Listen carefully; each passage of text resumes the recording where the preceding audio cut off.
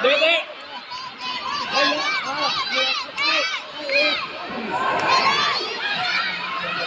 เดี๋ยวสู้ๆเดี๋ยว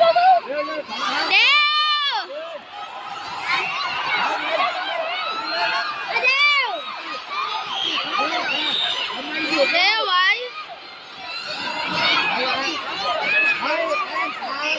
เร็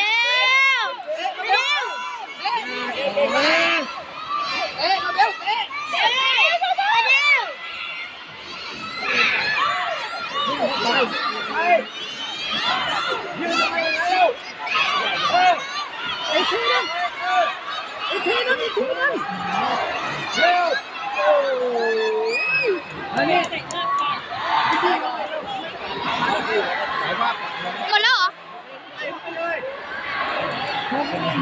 หมดแล้วเหรอบอสยัง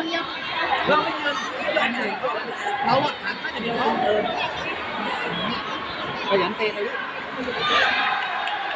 เป็นไรจัดการเลยลูกเนี้ย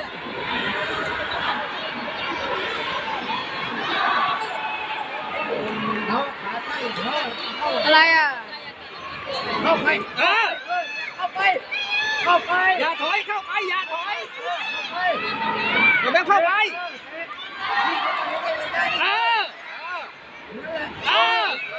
เร็ว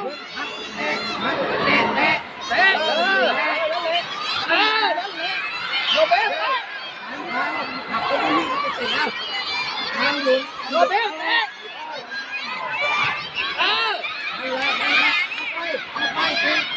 โรเบิร์ตอย่าถอย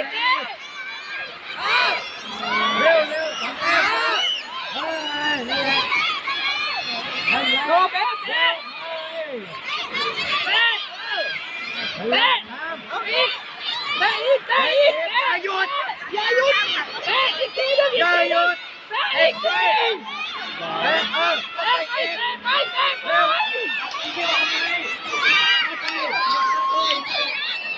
ง